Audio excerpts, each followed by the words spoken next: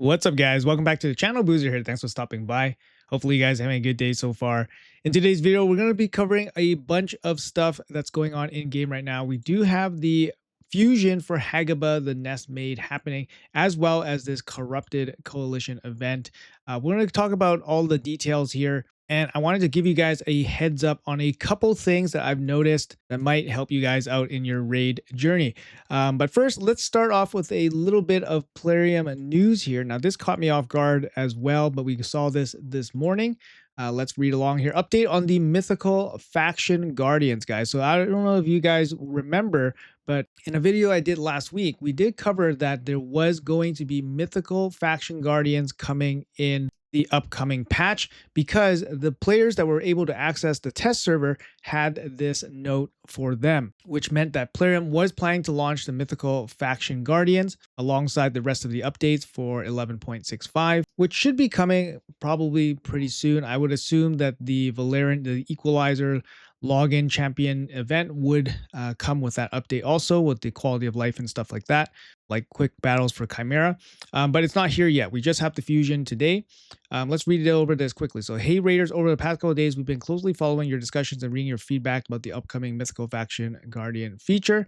Our goal with Faction Guardians and now Mythical Faction Guardians has always been to give players another meaningful way to benefit from mythical champions they worked hard to collect. Now, I don't know about Plarium, but this aspect is a little bit disconnected in my opinion, because most people don't have mythical champions outside of the free stuff.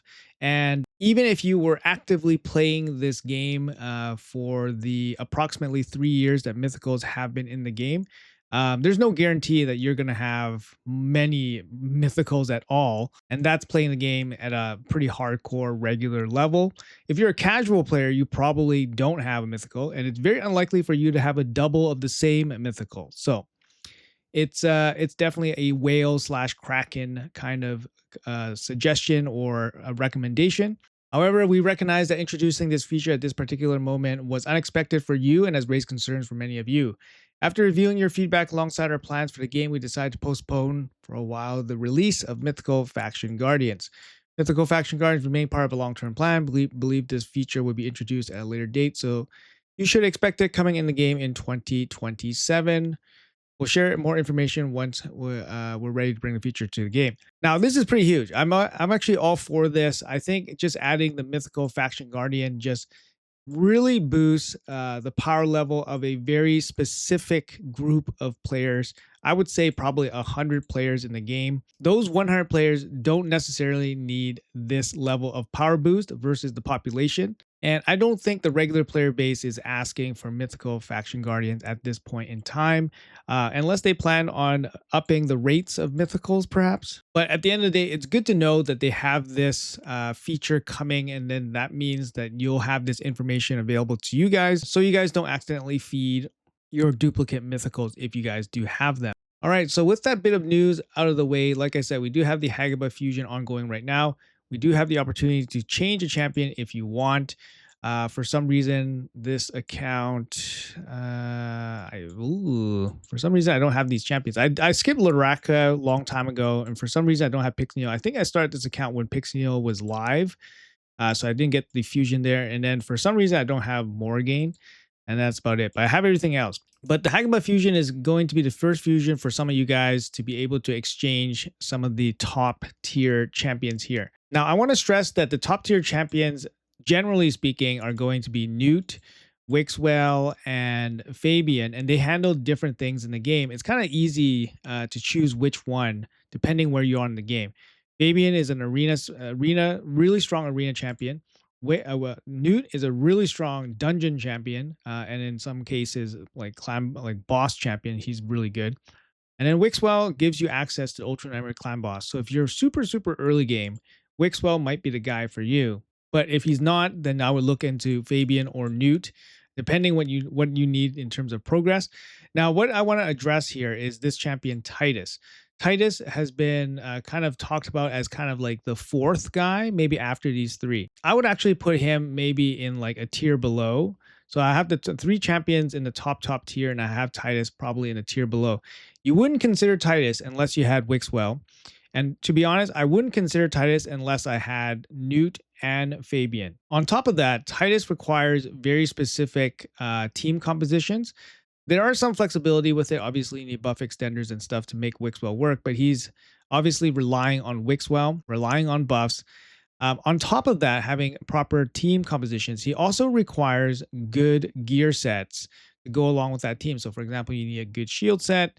Ideally, you have like good merciless gear, reflex gear, impulse gear to get refreshes on those extensions and growing of the shields. And then on top of that, your Titus needs to hit hard, right? He needs good gear on himself. So if you don't have all this stuff, getting a Titus is just not really going to benefit your account. He's not the best dungeon crawler. He's not the best faction wars champion. So he's not going to give you progress in those areas. What you really want him for is for big damage in clashes. And you're not going to get that unless you have the proper team, the proper gear, and a well-geared Titus to go along with that to hit hard. So keep that all in mind when you're looking at going for Titus. There's other options here that I think would compete against Titus in terms of just being a great, champion for overall progression. For example, someone like Thor, who's just a general, very strong wave clearer. Someone like Mighty Uko, which is a great dungeon crawler. He's very, very important for Skinwalkers, Faction Wars. He's just a hard carry in that area. Also very good.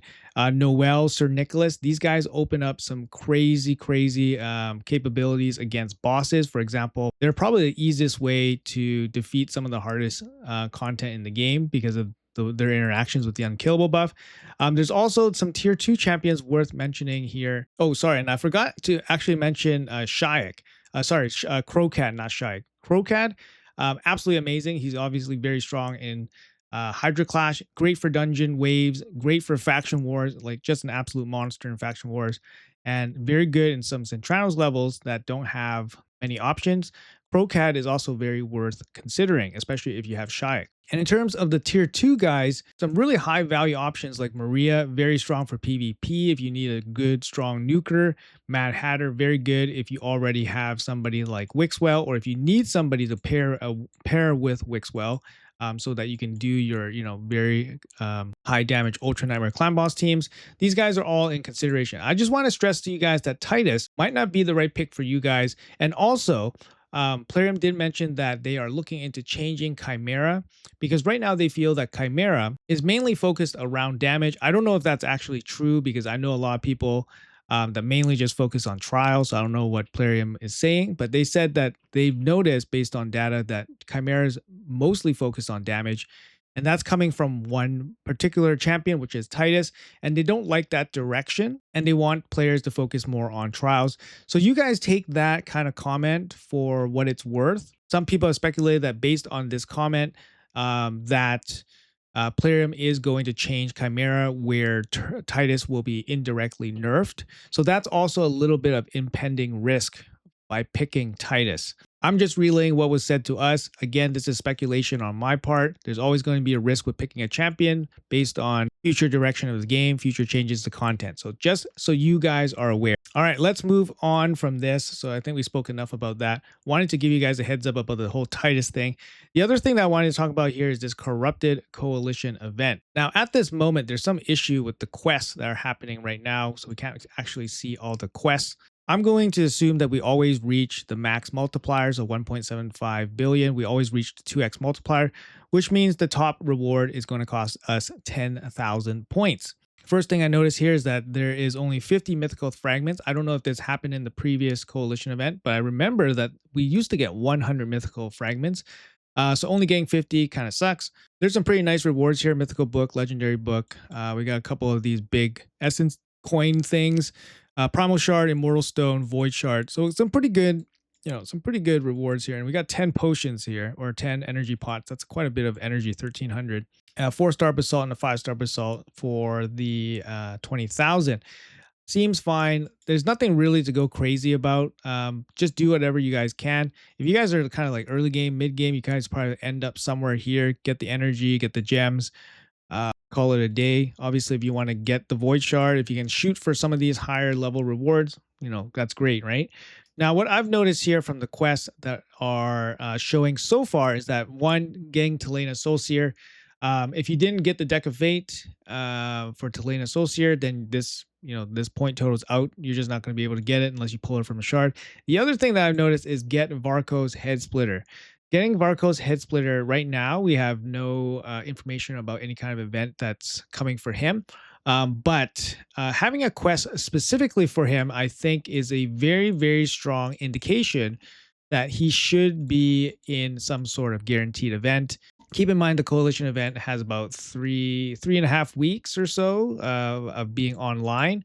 So we have 3.5 weeks for a Varcos guaranteed event. That's going to be my hypothesis about it. Based on when the fusion is ending, um, there should be no possibility of a Titan event immediately after this fusion. For example, they could shoehorn in a Titan event immediately after this fusion for Varcos. I don't think that's going to happen. I don't think they have enough time to do that because this fusion is going to end in 16 days. So on the 17th, and I don't think that's enough time until the end of the month to finish off a Titan event, but you never know. Otherwise, I would fully expect Varcos to be part of the some sort of guaranteed event. It's a good time to do some Minotaur farming for the energy in the non-gear dungeons, get some additional quest points, Titan points, if you guys can swing that, or coalition points. So we got Talena, we got Varcos, and look at this, guys. We have fully upgrade Hagaba, the Nestmaid's skills, and fully unlock Hagaba's Nestmaid's mastery. So this is the thing that I wanted to warn you guys about.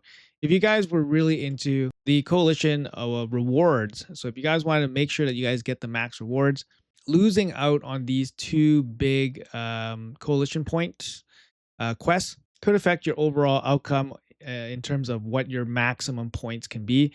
So a lot of people want to exchange Hagaba. If you exchange Hagaba, you won't be, upgrading her skills. You won't be getting her mastery. So you're going to lose out on these two big quests here. You're also going to lose out on this quest here where you could clear stage 25 of the event dungeon with Hagaba. So that's 1,000 points already gone just by not doing Hagaba's fusion, or not pulling her from the fusion and exchanging her for somebody else. So if you exchange her, you're going to be out, 1,000 coalition points right away. And as we mentioned, we need 10,000 points to get the full 20,000 reward. Unfortunately, I can't show you guys the rest of the quest because for some reason they're not showing in game right now. Plarium is aware of that. They're going to fix that. But keep in mind that if you guys are going to be exchanging Hagaba, you guys will be out of roughly 1,000 points. It's actually 950 points. And if you guys missed Talena Soul Seer, you guys are going to be out another 330. It's going to be very difficult to get these champions now that you don't, if they don't have the guarantees. But to me, we're going to have a guarantee for Varcos in the upcoming weeks. So if you can participate in that, you shouldn't be too worried about these 330 coalition points. I mentioned in several videos that I think Varcos will probably be a hero's path with his soul, similar to how Leonardo was. And my guess would be shard related event, mainly because we had Talena, and Talena was the deck of fate with Soulstone requirement. It would be very unlikely for Varcos to be another deck of fate with Soulstone requirements. So the logical alternative should be like a hero's path with shards. So something to think about for you guys planning ahead. Well, as I mentioned that, and I waited a couple minutes, looks like all the quests have appeared. And yes, as I feared for some of you guys, getting Hagaba will be worth some points here, 250 points from the Experts quest. So if you guys are planning to exchange Hagaba, you guys are going to lose out on a ton of points. You're going to lose out on 320, 320, 310, so that's 950. And then you're going to lose out on the 250 here. So that's going to bring your total losses of 1,200 coalition points if you guys don't do the Hagaba fusion for Hagaba. Some freebie points here for the Valerian, the Equalizers. He's going to be the free login champion, so you're going to get that. You're going to get his souls, so some freebie points there. Equalizer, awaken him to level 3 or higher. And then we have some dungeon events here, which shouldn't be too difficult if you have a very progressive account. For example, stage 20 on normal difficulty using epics only. That's kind of interesting. I mean, just a one-time thing, so not too bad. This is an interesting one. Defeat the boss on the Dragon's Lair without using poison debuffs. It's kind of interesting. 1,000 turns on Hydra could be difficult for some of you guys. But yeah, just a heads up there. Hagaba Fusion, some additional value towards that. I don't think this is going to stop you guys from exchanging her for, a key champion. So all power to you guys, but you guys are going to be missing out on about 1,200 coalition points. Just keep that in mind. Keep your expectations in check, which means you're probably going to lose out on, 2,400 potential corrupt points, right? Once you add the multiplier to it. So I just added up all the quests here, and the total is 8,070. So, like I said, you're going to be losing 1,200 from the Hagaba, which means you're going to be coming in at under 7,000 points, which means with the 2x multiplier, you're coming in at, about 14,000. So somewhere here, that's probably where you're going to end up. But keep in mind that there is going to be a daily amount of repeatable quests. It just means that you need to go pretty hard on the repeatable quests if you want to make up for that 1,200. You can see here, like for myself, today I made 180 points, right? So if you do that for 10 days, that's 1,800 points already. But the event's going to last, 26 days, right? So you can kind of spread it all out. You don't really need to go this hard. You don't need to go, 180 points a day. I think going somewhere like 100, 120 points, probably going to be enough. You guys can do the math here, right? We got a total of 8,170 points from the quest. And then you guys can figure out how many of these repeat quests you need per day in 26 days. So I just did the math for you guys. We did the difference between 10,000 points and 8,170, assuming you can get Hagaba, and the daily points from repeatable quests that you need is about 70. So if you play consistently every day, you should land 70 points from the repeatable quests.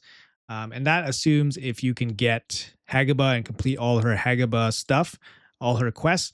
If you don't have Hagaba, you're going to have to get an additional 1,200 points, right? Additional 1,200 points over 26 days. So you're going to need to get an additional 46 points per day to make up for all the Hagaba quests that you're going to be missing out, right? So 46 points, I mean, that's basically doing 36 arena fights. That's doing 460 energy per day of dungeons or of this quest. So it's significant, right? It's significant. Anyways, guys, just wanted to give you guys a rough breakdown there and things to look out for in terms of this coalition event. I know not a lot of you guys or not all you guys will be sweating this 20,000 reward. But I did give you guys some of the math there so you guys can figure it out on your own. And that's going to be it for this video, guys. Hopefully this was informative, just to give you guys a heads up on some things, a couple warnings for you guys to look out for. Hopefully you guys are enjoying the start of the fusion. Like I said, it's a very exciting time for some of you guys. It's the first opportunity to get Newt, Fabian, Wixwell, etc. And of course, we have this coalition event. Like I said, I offered you guys a couple of warnings in terms of what to expect. My general advice, don't sweat it too much for this. Just maintain daily activity, and then you guys will probably end up doing all right. All right, guys, so that's going to be it. Hopefully you guys enjoyed it. Thanks for watching until the end. Appreciate you guys. Have a great day, and I'll see you guys in the next one.